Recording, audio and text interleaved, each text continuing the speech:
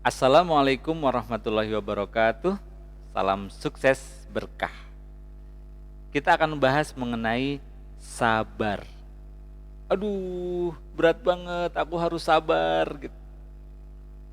Mungkin banyak orang yang mengira sabar itu artinya menerima sesuatu yang negatif dan menyerah. Artinya sabar yang ada dalam benaknya artinya adalah tidak melawan, tidak melakukan sesuatu, tidak membela haknya, tidak mempertahankan diri, dan sebagainya. Bahkan ada yang berpendapat sabar itu freeze. Udahlah aku beku aja lah, diem aja. Orang mau ngapain aja aku sabar. Itu adalah pengertian yang salah. Karena sabar itu sebenarnya bisa diaplikasikan dalam banyak sekali bentuk. Ketika saya bangun terlambat misalnya, seharusnya saya sholat subuh di masjid, azan subuh seharusnya saya sudah di masjid, tapi saya bangun terlambat sehingga saya bangun jam tengah 7 misalnya, na'udzubillahi min dzalik, atau bangunnya jam tengah 8, maka sabar ketika itu adalah dengan mohon ampun kepada Allah, dengan semakin menyadari bahwa memang diri ini sangat lemah dan tidak ada apa-apanya, kemudian segera mengambil air wudhu dan segera mendirikan sholat subuh. Bedanya apa? Kalau orang yang tidak sabar, ketika dia ingin beribadah kepada Allah, kemudian dia bangun terlambat, dia akan mengutuk dirinya sendiri. Dia akan mencela dirinya sendiri sedemikian rupa sampai akhirnya menjadi putus asa. Lalu akhirnya merasa, sudahlah, aku memang tidak bisa jadi baik. Sudahlah, emang dari sononya aku ini orangnya tidak bisa ibadah.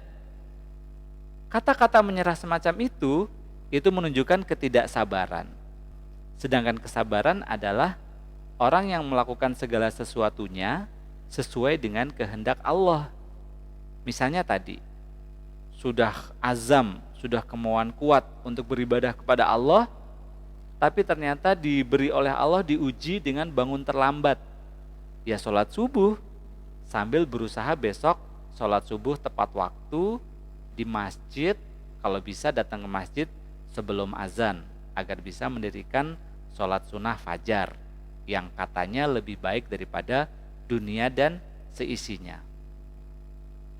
Sabar juga bisa berarti ketika dia kedatangan musibah.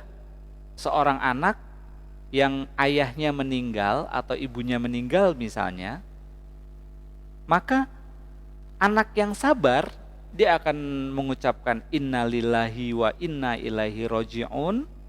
Kemudian dia berusaha untuk menyelenggarakan jenazah ayah dan ibunya dengan baik.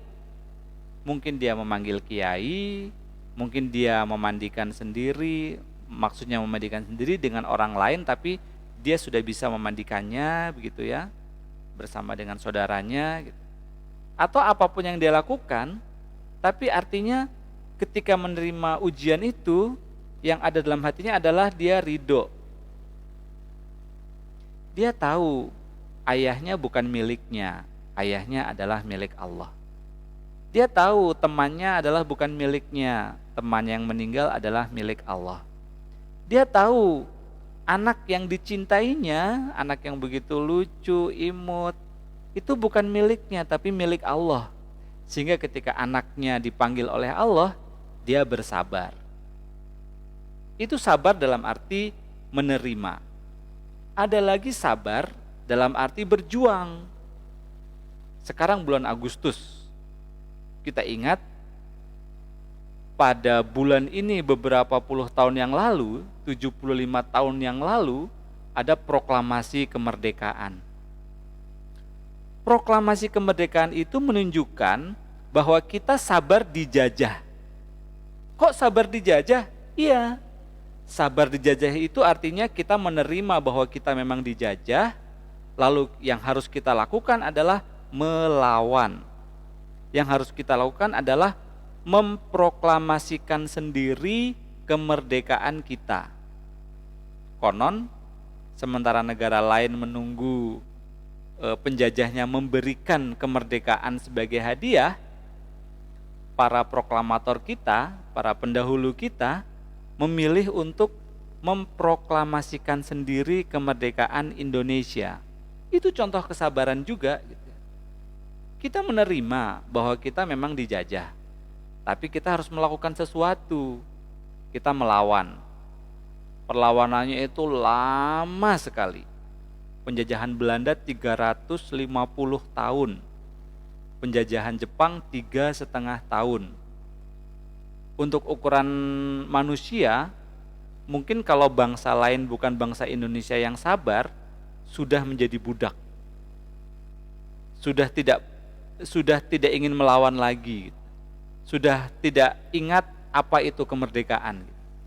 Tapi bangsa Indonesia begitu sabar. Meskipun 350 tahun diinjak-injak oleh bangsa lain, tetapi keinginan untuk merdeka itu tetap berkobar. Sampai akhirnya 17 Agustus 45 kita memproklamasikan kemerdekaan. Itu juga namanya sabar. Oleh karena itu, kalau kita misalnya adalah satu saudara yang punya saudara lain, dan saudara lain itu sering menzolimi kita, kesabaran kita itu bukan dengan diam saja, apalagi dengan mengeluh di belakang. Tapi kesabaran kita adalah dengan mengingatkan saudara kita. Kalau pinjem sepatu bilang dulu dong. Kalau pinjem kalung bilang dulu dong. Kalau pinjem jam saya bilang dulu dong. Pinjem peci, pinjem sarung, pinjem apapun bilang dulu dong. Itu kesabaran kita kepada saudara dengan cara mengingatkan ketika saudara kita salah. Mungkin juga suatu ketika akhirnya kita harus melawan saudara kita. Bukan melawan dalam arti perang saudara, bukan melawan dalam arti di rumah bertengkar, tapi melawan dalam arti ketika saudara kita berbuat kezoliman. Misalnya saudara kita menjadi penguasa politik di sebuah wilayah, kemudian dia ingin melanggengkan kekuasaannya, anaknya dijadiin penguasa, menantunya dijadikan penguasa, saudaranya dijadikan penguasa. Maka kita bersabar bukan dengan diam saja, tapi dengan mengingatkan. Mungkin mengingatkan melalui nasihat langsung kalau kita bisa bertemu, mengingatkan dengan WhatsApp kalau kita jauh, atau mengingatkan melalui media massa kalau kita memang tidak bisa bertemu langsung. Pendek kata, sabar itu bentuknya banyak. Sabarnya seorang murid itu bukan menerima saja kalau dia dapat nilai 4 atau nilai 3 dalam skala 10 gitu. Sabar seorang murid adalah dia berusaha agar dalam mata pelajaran yang sedang dia tempuh, ujiannya selalu nilai 100, selalu nilai A. Itu sabar seorang murid, seorang mahasiswa, seorang pembelajar. Sabar seorang guru bukan menerima, ya emang muridku bodoh-bodoh, sekolahku juga sekolah pinggiran, mau gimana lagi? Itu bukan sabar. Sabar seorang guru adalah sabar yang penuh optimis, sabar yang yakin bahwa semua muridnya bisa menjadi pemimpin di masa depan, bisa jadi presiden, bisa jadi gubernur, bisa jadi wali kota, minimal bisa jadi pemimpin di rumah tangganya, bisa jadi pemimpin bagi dirinya sendiri. Itu sabar seorang guru, selalu optimis.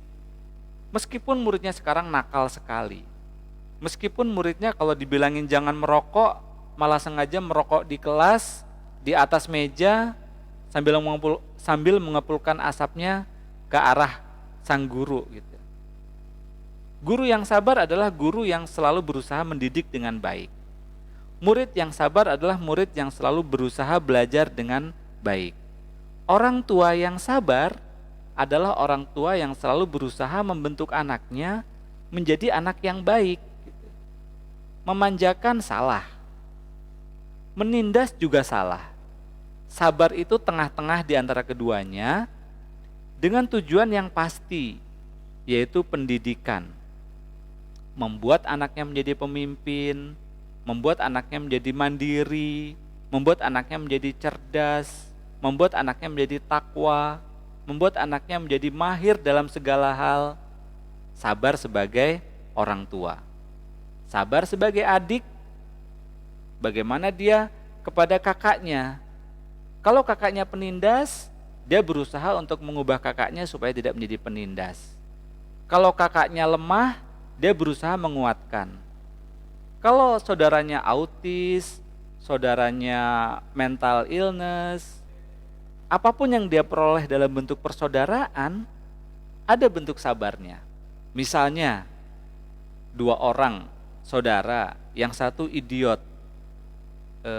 imbisil gitu ya, yang satu lemah mental, maka saudara yang diberi anugerah sehat ini berusaha untuk menghidupi saudaranya, berusaha untuk menjaga kebersihan saudaranya, berusaha mengajak saudaranya itu beribadah sesuai dengan kemampuannya.